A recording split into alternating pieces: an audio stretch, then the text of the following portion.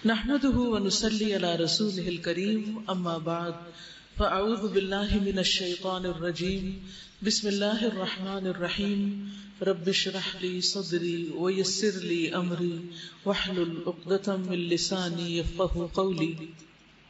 رسول اللہ صلی اللہ علیہ وسلم نے فرمایا افضل الایام عند اللہ یوم الجمعۃ، اللہ کے نزدیک جمعہ کا دن سب دنوں سے افضل ہے۔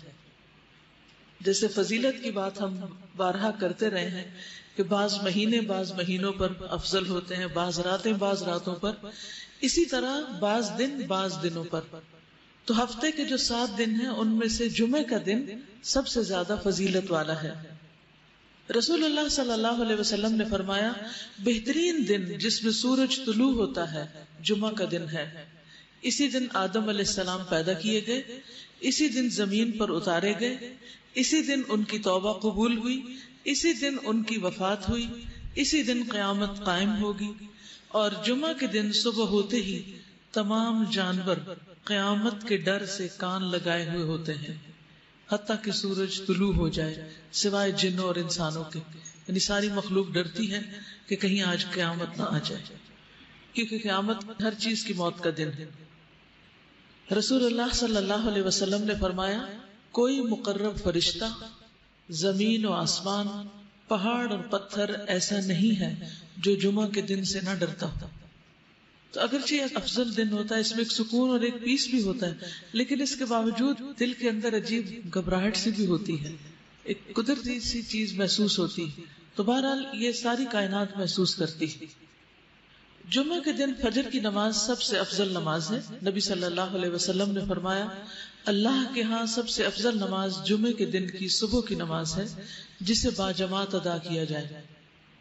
پھر قیامت کے دن جمعہ اور جمعہ پڑھنے والوں کا معاملہ، رسول اللہ صلی اللہ علیہ وسلم نے فرمایا اللہ تعالیٰ قیامت کے روز ہفتہ کے دنوں کو ان کی مخصوص شکل میں اٹھائے گا، یعنی جس طرح انسان اٹھائے جائیں گے اسی طرح دن بھی اٹھائے جائیں گے، اور ان کی اپنی اپنی شکل ہوگی۔ اور جمعہ کا دن حسین اور چمکتا دمکتا ہوگا۔ اہل جمعہ اس کو ایسے گھیر لیں گے جیسے دلہن کو دلہا کی طرف رخصت کرتے وقت گھیر لیا جاتا ہے، یعنی سارا ایک ہجوم ہوتا ہے نا اس کے گرد، اور پھر وہ اس گھر سے رخصت کی جاتی۔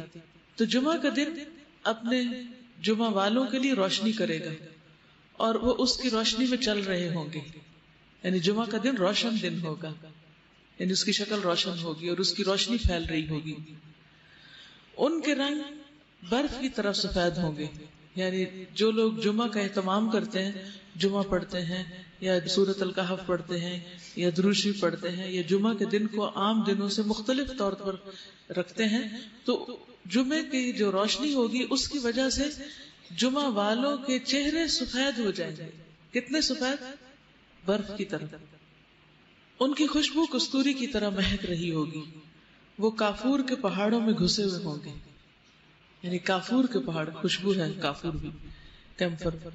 جن و انس انہیں دیکھ رہے ہوں گے، اور وہ تعجب کی وجہ سے نگاہ نیچی نہیں کریں گے کہ جنت میں داخل ہو جائیں گے، یعنی اتنا حسین منظر ہوگا، اور ان کے لیے وہ سب کچھ اتنا خوبصورت ہوگا کہ وہ ہر چیز کو دیکھ کر اپریشیٹ کر رہے ہوں گے، اور نگاہ نیچی نہیں کریں گے کہ ابھی دیکھ ہی رہے ہوں گے کہ جنت میں انٹری ہو جائے گی۔ اور ثواب کی امید سے آذان دینے والوں کے علاوہ کوئی بھی ان کے مقام و مرتبے تک نہیں پہنچ سکے گا۔ تو آذان دینے والوں کا اپنا مرتبہ ہے، اپنے بچوں کو ضرور سکھائیے اور انہیں اس کا شوق بھی دلائیے۔ جنت میں ہر جمعہ یوم المزید کہلائے گا، اور اس دن اللہ سبحانہ تعالیٰ کا دیدار ہوگا، یعنی جمعہ کا دن دنیا میں جن لوگوں کے لیے امپورٹنٹ ہے، آخرت میں ان لوگوں کے لیے بہت اہم ہوگا۔ انس بن مالک کہتے ہیں کہ رسول اللہ صلی اللہ علیہ وسلم نے فرمایا میرے پاس جبریل تشریف لائے اور ان کے ہاتھ میں سفید شیشہ تھا جس میں ایک سیاہ نقطہ تھا، سفید شیشہ جس میں سیاہ ڈاٹ۔ میں نے کہا کہ اے جبریل یہ کیا ہے؟ انہوں نے کہا یہ جمعہ ہے۔ میں نے کہا اس میں یہ کالا نقطہ کیا ہے؟ انہوں نے کہا هذه الساعة تقوم يوم الجمعة وهو سید الایام عندنا، یہ وہ گھڑی ہے جس میں قیامت قائم ہوگی، یعنی اس لیے اس کو سیاہ رکھا گیا کہ اس ٹائم پر قیامت قائم ہوگی۔ اور جمعہ کا دن ہمارے دنوں میں سردار ہے، اور ہم اسے قیامت کے دن یوم المزید کے نام سے پکاریں گے۔ قیامت کے دن جمعہ کا نام کیا ہوگا؟ یوم المزید۔ میں نے کہا تم اسے یوم المزید کے نام سے کیوں پکارو گے؟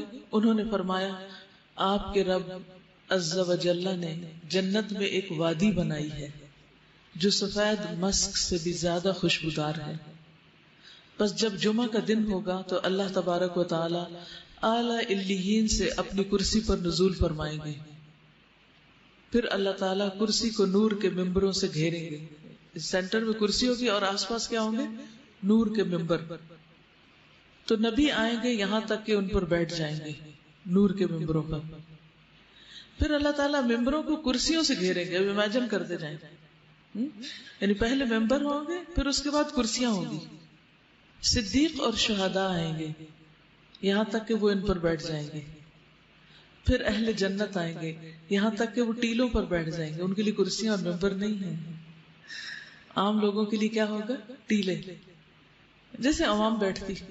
بس ان کے لیے ان کا رب تبارک و تعالیٰ اپنا جلوہ فرمائے گا، اللہ سبحانہ و تعالیٰ اپنا آپ دکھائیں گے، یہاں تک کہ وہ اس کے چہرے کی طرف دیکھیں گے۔ یوم المزید، سبحان اللہ۔ وہ فرمائے گا میں وہ ہوں جس نے تم سے اپنا وعدہ سچ کر دکھایا۔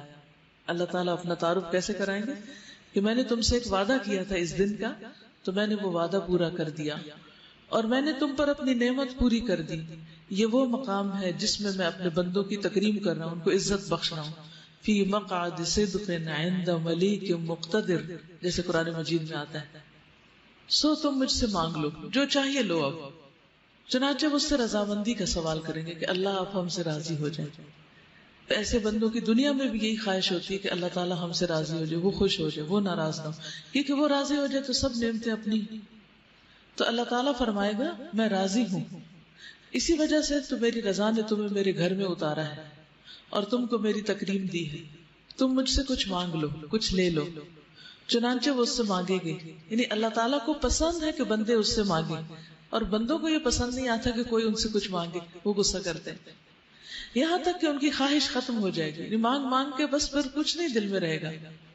تو وہ اس وقت ان کے لیے وہ کچھ کھولے گا جسے کسی آنکھ نے نہیں دیکھا، کسی کان نے نہیں سنا، اور نہ کسی دل پر اس کا گزر ہوا۔ اور یہ اتنے وقت میں ہوگا جتنا وقت جمعہ کے دن لوگوں کے واپس ہونے میں لگتا ہے، یعنی یہ سب کچھ اتنی دیر میں پورا ہو جائے گا جمعہ کے لیے جاتے آتے میں۔ پھر رب تبارک و تعالیٰ اپنی کرسی پر چڑھیں گے اور اس کے ساتھ شہداء اور صدیق بھی ہوں گے۔ بالا خانے والے اپنے بالا خانوں میں واپس چلے جائیں گے، وہ سفید موتی کے ہوں گے جن میں کوئی دراڑ اور عیب نہیں ہوگا، ون پیس ہوگا، وہ یا سرخ یاقوت کے ہوں گے یا سبز زبرجد کے ہوں گے، ہر ایک کا اپنا اپنا ہوگا۔ ان میں سے ہی اس کے کمرے اور دروازے ہوں گے، ان میں نہریں جاری ہوں گی، اس میں اس کے پھل میوے جھکے ہوئے لٹک رہے ہوں گے، ان کی بیویاں اور خدمت گزار ہوں گے، وہ جمعوں کی طرف جانے سے بڑھ کر کسی اور چیز کے محتاج نہیں ہوں گے تاکہ مزید کرامات حاصل کر لیں، یعنی اپنے گھروں میں ہوں گے، پھر ان کو انتظار ہوگا کہ جمعہ کا دن آئے، یوم المزید آئے اور ان کو مزید ملے، اور اس میں مزید اللہ تبارک و تعالیٰ کا دیدار حاصل کر لیں۔ اسی لیے اس کو یوم المزید کے نام سے پکارا جائے گا۔ دعا کیجیے کہ اللہ سبحانہ و تعالیٰ ہم سب کو یوم المزید کی اس صحبت سے نوازے۔ اور جمعہ کا دن جو ہے وہ دنیا میں بھی مسلمانوں کے لیے عید کا دن ہے، اس دن گناہوں کی بخشش ہوتی ہے۔ الصلاۃ الخمس والجمعۃ الی الجمعۃ کفارۃ لما بینہن ما لم تغش الکبائر۔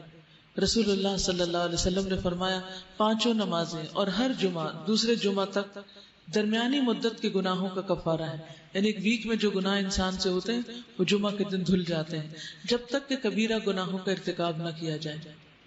خوش ہو جائیے کہ اللہ سبحانہ وتعالیٰ نے ہمارے لیے یہ ساری ورائٹی رکھی اور ہمیں ان سب چیزوں کے پھر فائدے بھی بتائے اور ان سے کس طرح فائدہ اٹھایا جا سکتا ہے۔